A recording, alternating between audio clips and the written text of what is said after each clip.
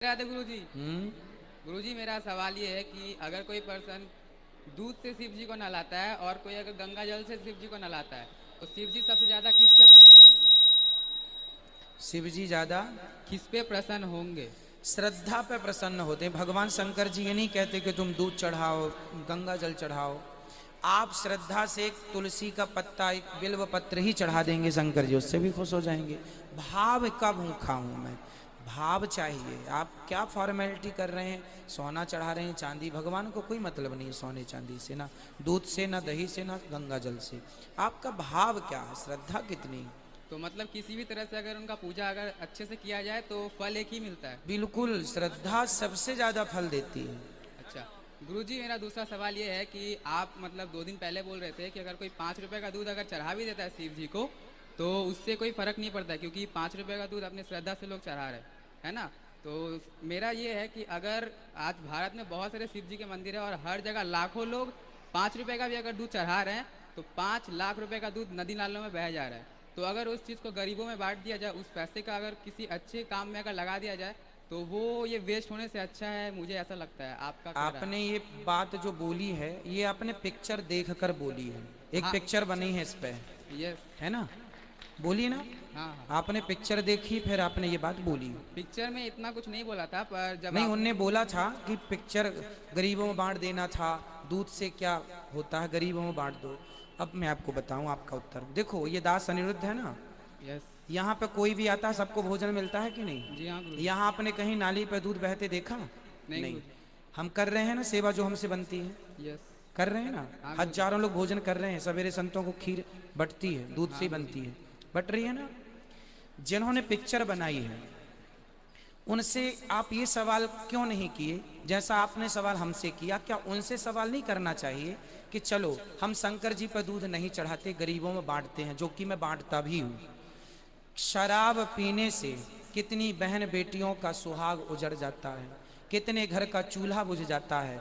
क्या शराब के खिलाफ शराब नहीं पीनी चाहिए? क्या इस बात पर आज तक कोई पिक्चर बनी? नहीं गुरु जी। नहीं बनी ना। मतलब वो शराब का तो समर्थन करते हैं। जीना अगर जरूरी है तो पीना बहुत जरूरी है, ये वो लोग कहते हैं। मुझे पीने का शौक नहीं, पीता हूँ गम भुलाने को, ये गाने हैं। तो शराब, अब मुझे ये बताओ, शंकर जी पर दूध चढ़ाने से ज्यादा नुकसान है भारत को या शराब पीने से ज्यादा नुकसान है भारत को? गुरु जी, मेरे हिसाब से दोनों सही है, क्योंकि अगर आप दूध को भी वेस्ट कर रहे हो, इधर शराब को भी पी बेटा, रहे दूध ऐसा है कि दूध तो गाय रोज देती है। हो। जी गुरु जी।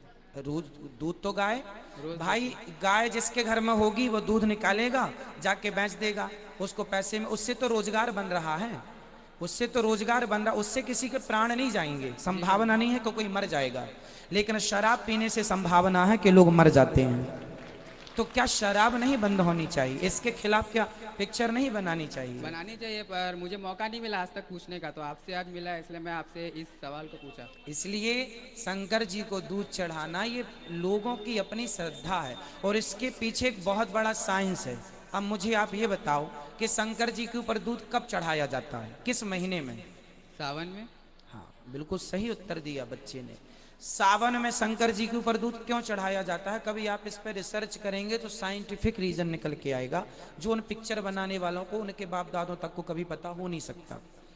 साइंटिफिक रीजन ये है कि सावन के महीने में जब पानी, पहला पानी गिरता है ना, तो आपकी दादी अम्मा माँ जरूर कहती है, बेटा पहला पानी है उसमें मत नहाना, क्योंकि वो पानी जहरीला है, क्योंकि सारा पॉल्यूशन ऊपर है, वो पानी पहला लेके नीचे आता है तो सारा प्रदूषण उसमें घुल जाता है।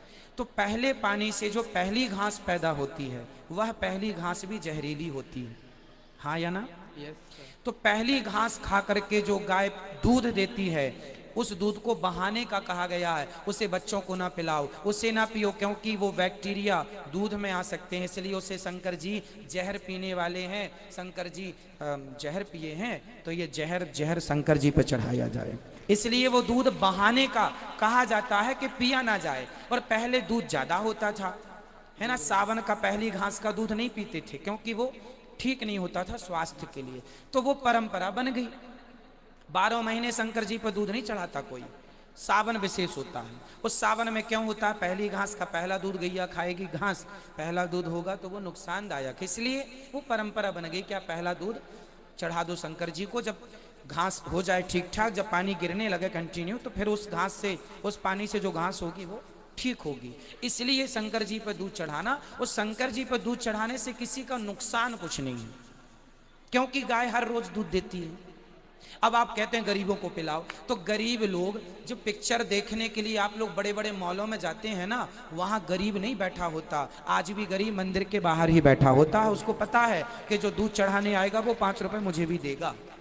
उन गरीबों को पता है, वो मॉल में नहीं बैठे जाके, है ना। इसलिए उनको बोलो जो पिक्चर बनाने वाले हैं कि तुमने उस पिक्चर को बना के हजारों करोड़ कमाए हैं, उनसे पूछो कि कितने उन्होंने गरीबों में खर्च किया, कितने अन्य क्षेत्र चलाए, कितने उन्होंने हॉस्पिटल बना दिए, कितने उन्होंने कॉलेज बना दिए, क्या किया उन्होंने। कह दो देखो मेरे भाई, सनातन धर्म को बदनाम करने के लिए आप सारी बातें कर लीजिए, लेकिन करना बड़ी बात है। कह देने को तो हम भी किसी को गाली दे सकते हैं, गाली तो देना सरल है, लेकिन जो वो खुद कह रहे हैं वो खुद करके दिखाते तो मैं मानता कि हाँ आपने किया है। कह देना तो आप भी कह दो ना कुछ, हम भी कह देते हैं कुछ, कह देना अलग है साहब, कह दीजिए आप कुछ भी, कर लेना कठिन है भैया। इसलिए करने पे विश्वास करो, कहने पे नहीं। जी गुरुजी। गुरुजी एक लास्ट सवाल ये है कि लोग कहते हैं कि जैसे किसी के शरीर पे बुरी आत्माओं का साया होता है या फिर बुरी शक्ति होती है, या किसी के शरीर पे कोई भगवान प्रवेश कर जाते हैं, तो साइंटिफिक रीज़न तो ये है कि कोई एक स्किन्सोफेबिया नाम का एक बीमारी होता है, जिनको होता है उन्हीं को ऐसा लगता है कि मेरे अंदर वो आ रहा है, बट एक्चुअल में ऐसा कुछ नहीं होता है। तो आपके अकॉर्डिंग ये क्या है? साइंस की अपनी भाषा है। साइंस के बहुत सारे प्रश्न मेरे पास हैं जिनका साइंस के पास कोई उत्तर नहीं। तो साइंस भी बहुत जगह चुप है, ठीक है। साइंस क्या है? साइंस ये है कि एक वैज्ञानिक ने जो बात कही, उससे आगे की खोज यदि दूसरे वैज्ञानिक ने कर ली तो उसकी बात को वो वैज्ञानिक काट देता है। बड़ा वैज्ञानिक छोटे वैज्ञानिक के रिसर्च को खत्म कर देता, बोले आप नहीं पहुंच पाए, हम ज्यादा जानते हैं। तो विज्ञान ही विज्ञान को काट देता है। आप जानते बहुत सारी थ्योरी हैं जिनको काट दिया गया, नकार दिया गया। आप मानते हैं इस बात को? जी गुरुजी। तो यदि विज्ञान की बात सत्य थी तो थ्योरी कट क्यों गई? पहले थी आज नहीं, क्यों? इसका मतलब है विज्ञान अंदाजे से चल रहा है। आपने कह दिया कि आकाश गंगाएं बहुत हैं, आपने कह दिया ये सब बहुत है, तो आपने किस आधार पर कह दिया? आपने तो जाके देखा नहीं, आपकी सैटेलाइट ने जितना देखा उतना कैप्चर किया, उतना आपने कह दिया। आपके कैप्चर करने से बहुत बड़ा गैलेक्सी है, समुद्र की गहराई उतनी नहीं है जितनी हम सुनते हैं, उससे ज्यादा है। वहां तक वो सॉफ्टवेयर पहुंचा ही नहीं, वो चीज पहुंची ही नहीं, ब्लास्ट हो जाती है, इतना दबाव है नीचे। तो जितना आपने नापा है उतना आपने बताया, जबकि उससे ज्यादा गहरा है समुद्र जितना हम जानते हैं। उसी तरह साइंस तो अपने में भी श्योर नहीं है, कंफर्म नहीं है, इसलिए साइंस की बातें हम आध्यात्म से ना जोड़ें, पर फिर भी आपने जोड़ी है तो मैं उत्तर देता हूं। रही भूत प्रेतों की बात, यदि भूत, अब बताओ पृथ्वी से सूर्य की दूरी कितनी है? नहीं पता। 14 अरब किलोमीटर लगभग, ऐसा साइंस कहता है, हम नहीं।